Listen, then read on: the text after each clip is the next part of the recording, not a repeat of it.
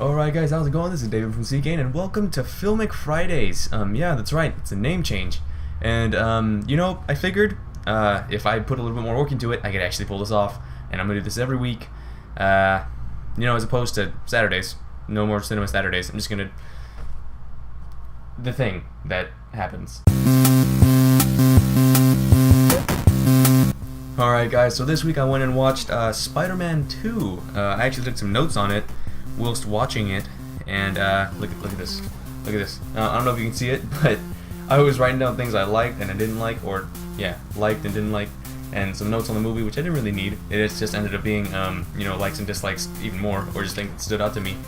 And by the end of the movie, I had circled everything and I wrote everything really big, because a big thing for me about a movie is if it makes me feel like this one certainly did, then I'm gonna love it. All right, I'm gonna be honest with you. When going into this movie, I wasn't sure how I was gonna feel about it, because honestly, they've messed up the Spider-Man series way too much before. The first three, I thought they were awesome when I was little, because I didn't know a whole bunch about movies, and that's when all of them came out. But when I went back and watched them again, I'm like, man, they kind of screwed the comic over. But these last ones with Andrew Garfield, who we'll get to that later in the Brains and Moody section, but it's amazing. It really is a good movie. I didn't think it would be going into it, and actually halfway through, I was very skeptical. I really wasn't feeling it at first, if I'm being honest. But anyway, with the review. This one, it didn't seem solid at first. It actually seemed extremely far-fetched. It was mainly, at the beginning, it was more about Peter's parents. I forgot who his dad was played by, because I'm not GG. I'm not pro Nightbeard at this stuff. I don't know why I didn't look into that. But it does involve his parents, and it had a lot of unanswered questions that if you had just been watching the series and you hadn't read the comic books, you would have never really known the answer to. And the way that they unveiled the secrets was...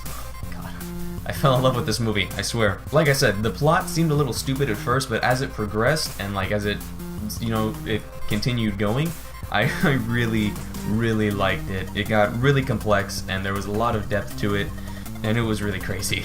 I really didn't think I'd like it at all. I don't know how many times I've said that, but really, I went into it with a Rotten Tomatoes rating of 60, and I was like, it's gonna be a 60 movie, but I was proven wrong. A lot of things I liked about it were basically any scene with Spider-Man in it, because Andrew Garfield is like, this movie portrays him, I know Spider-Man's supposed to be friendly neighborhood Spider-Man, but it portrays him as like the nicest guy in the world, and I love that so much.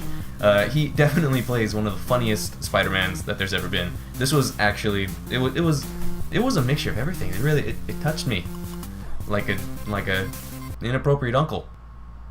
That was a bad comparison. But yeah, at the same time, there was a lot of action, there was a lot of comedy, and there was a lot of romance. I meant to do a heart. There we go. There was a lot of romance, and it was all of that tied with a pretty little bow that is Spider-Man. For those of you who don't know, which is most of you, Spider-Man was, and still kind of is, my favorite superhero. He's one of the more, relatable ones to me, because, like I said, it takes, like most of you know, it takes place when Peter's in high school. And high school blows, as most of you know. But that's part of the reason why, is because he's the one who's closest to our age. And I really thought that was awesome, and they really portray that in this movie. And once again, going back to the romance thing, Emma Stone, by the way, when I was watching this, I was really tired, and I actually wrote Emma Stone 3 times. The last time was all caps and underlined, so go me.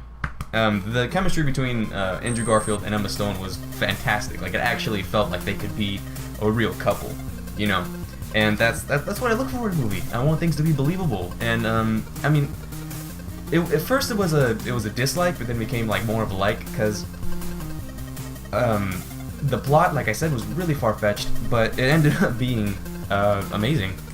And it was almost, I wrote here, almost too comic-like for live action. But as you go into the movie, it becomes more of a cinema type experience, and it becomes really enjoyable. So it's about half of the movie that you really have to sit through, and you're like, oh man, this is okay, until you really start to really it's a good movie. Another thing I like about it is that it's very true to the comic, and the soundtrack is amazing, and there's just Jamie Foxx is in this movie for whatever reason. He's cool, But he plays Electro, by the way. I hope I didn't give that away. Spoiler alert, maybe? And also, there's like these awesome slow motion scenes where Spider-Man's doing his spider thing, and a lot of greatness comes out of it, and I like it so much. It was... If we're gonna get into things that I disliked about this movie, there would be... Electro has like this weird theme music at the beginning. Smoke weed every day. Of the movie, and he's actually very music based, which I guess is a thing for Jamie Foxx. I don't know. I can't say keep up with him very well, but it does, and it kind of distracts me. But anyway, also another thing I thought was pretty funny is the director of this movie is Mark Webb, and he directs Spider-Man. So, like I said, Emma Stone. Oh, Emma Stone. Did that get weird? I think it got weird. Okay, I'm sorry. Anyway, Emma Stone and Andrew Garfield were probably like the best. I don't think they really could have picked anybody else, because honestly, like the chemistry that these two had, like it tore at my heartstrings. I mean, I'm not usually a sentimental guy. I actually really don't like people, and I'm very insensitive. Douchebag. Emma Stone did some very solid acting, and so did Andrew Garfield. I mean, I'm trying to think of who else they could have picked to play Spider-Man, and I'm stumped. I mean, he did that good of a job. His voice and the everything, like he looks young, he acts young, it all fits, and that's what I really like about this movie. But Jamie Foxx, he did well. I mean, he wasn't really a real person. I mean, like I said, he was Electro. He was only a real person for the first half of the movie, and he was weirdly obsessed with Spider-Man, which kind of creeped me out. Maybe I missed that in the comics, but it was a thing, and it happened. So, kudos to you, Jamie Foxx. Also, I forgot who played Harry Osborn. I know his name, but he did a fantastic job. I mean, first I thought they made him a little too dark, you know, like the type dark, but he did a good job. Like once it came around, like I thought he did a solid job, and I really liked it. I wouldn't have picked anyone else. My monitor went out probably a long time ago, but it had Filmic Fridays, and you can't even see it because it's blurry. But anyway, like I said, Harry took a while for me to get used to, but I ended up really liking him. And like I said, I mean, I don't cast movies. I wouldn't know who to pick. I mean, you're gonna see some short films later, and you might think the roles are like, eh. But I mean, I try. But all these roles were perfect. I mean, I wouldn't know who I'd have play Electro, but I wouldn't have picked Jamie Foxx. But I mean, he killed it. He did a great job. One in this movie was the brains and the booty. I always have to give that to everybody, because you know what? They picked good actors for this movie. And like I said, oh my god, this movie. No, I did have a few dislikes. I'm not gonna lie. I mean, every movie has its faults, but this one, it didn't have very many things. It was weirdly paced for like such a high scale movie. I mean, like at first it's really fast, and then it gets slow, and then it drags on for a while, and then it it really picks up again, and it's amazing. Like if they only showed half of that movie, like they could have separated that in half. One movie would have sucked, one movie would have been awesome. But I mean, like I said, no disrespect, but I just thought it needed to pick up at the beginning a little bit more. Maybe it's just because I didn't get it. Maybe it's just because I didn't remember the first one. But needless to say, it was a great movie. And but anyway, I felt like they made Peter Parker too cool. Like Andrew Garfield, like he could have been more of a nerd, but I don't know. The way that he came off was like he felt, you know, dust your shoulders off. I'm too cool for you. There's something on my forehead. Ow. And another thing is, like I said, Harry. I mean, no one compares to James Franco. You don't do that. But, I mean, that's neither here nor there. Next subject. There's a lot of cliches in this movie, which I guess is kind of a thing, because, I mean, it's a comic book. It's a comic book, but it's supposed to be like a fun movie. You're supposed to see these cliches happening. I mean, it was very alive, and I don't know why I put that down here, because now I basically said something that I liked. But second is there's a lot of plot holes. I didn't cover that in plot. I don't know why, probably because I just saw it right now. But there were some pretty big, gaping plot holes. But like I said, it was a very big scale movie, and there was a lot of. I mean, it's like almost 2.5 hours. It's great. It's crazy. Like I said, it kind of drags. And oh, cheesy one-liners. There we go. There's that again. There's so many cheesy parts in this movie, and so many cliches, but it all ties together in the end, like I said. To recap, I would definitely recommend this movie. It's a lot like the older series, so you have that feel, that style, that comedy Spider-Man-esque type thing.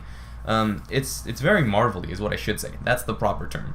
It involves his parents a lot more, and you can expect to see a lot of Emma Stone, which is always a good thing. It's very true to the comic, and the soundtrack is amazing. And not to mention the visuals are just, whew, the visuals are off the charts. I hope to be on that level at some point in my life, because that production was amazing.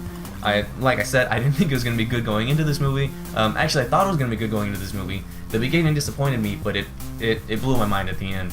Oh my god, my feels. I'm not going to lie to you, I don't cry very often, nor do I ever cry during cinema, but this movie, I teared up. I did not cry, but I did. I got to that point where I'm like, ah, my feels. It's intense. But like I said, like I circled, everything, I would recommend this movie. I give it a 8 out of 10, because like I said, it drags at the beginning, but oh my god, does it pick up. So, this has been my review of The Amazing Spider-Man 2, and I would definitely recommend it. Go see it with your family, your girlfriend, your boyfriend, your dog, your cat, me. I'd see it again. That's what I'm trying to say here. That's what I'm trying to convey.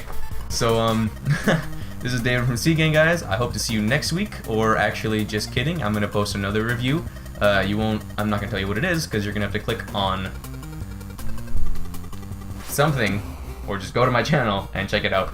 So, yeah, if you like this and you want to stay updated, go ahead and subscribe. I'm not telling you to. I mean, I wouldn't want to do that. Calm down, bro. But, if you like this video, drop a like, and give me some comments. Tell me movies that I should see. I mean, I know I don't have a big following yet, but hopefully that'll change. So, anyway, love you guys. Hope you enjoyed this review, and goodbye.